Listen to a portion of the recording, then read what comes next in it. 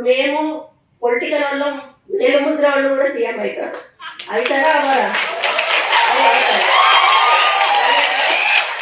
వాళ్ళు ఒక IAS officer కావాలంటే వాళ్ళు ఎంత శ్రమ పడితే కానీ ఆ స్టేజ్కి వస్తారు. వాళ్ళు మా ముందు నిల్చొని నేను చెప్పింది వాళ్ళు వినాలి. అంటే రాజ్యాంగం రాసింది, అది మనం ఏం చెయ్యలేము.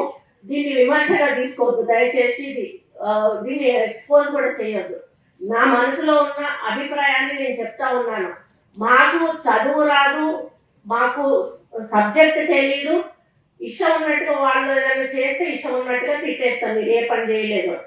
దానికి రూలు ఒప్పుకోకపోవచ్చు, దానివల్ల వాళ్ళు చేయకపోవచ్చు. అట్లా అని అందరు అట్లా ఉంటారన్నాను. కొంతమంది రూల్ పొజిషన్ ఉన్న చేయని ఆఫీసర్లు కూడా ఉంటారు, వాళ్ళు కొంత అడమెంట్ ఉంటారు. అట్లాంటి వాళ్ళని అనడంతో తప్పలేదు. కానీ ఎవరి పని వాళ్ళు చేసుకుపోతున్న వాళ్ళను మనం అప్పుడు కూడా డిస్టర్బ్ చేయొద్దు. మనం రూల్స్ ప్రకారం వెళ్ళాలి అని చెప్పి మరి ఎప్పుడు కూడా నేను సపోర్ట్ చేస్తాను. ఎందుకంటే మా నాన్న ఇంజనీర్గా ఉన్నప్పుడు ఎంతో మంది కాంట్రాక్టర్స్ వచ్చి మా నాన్నని బిల్లు చేయకపోతే రోడ్డు బిల్లు తిట్టిన సందర్భాలు మేము కళ్ళాగా చూసాం. కాబట్టి వాళ్ళ బాధ ఎట్లుంటుందో మాకు అర్థమవుతుంది. కాబట్టి నేను ఆఫీసర్స్ అంటే చాలా రెస్పెక్ట్ ఇస్తాను.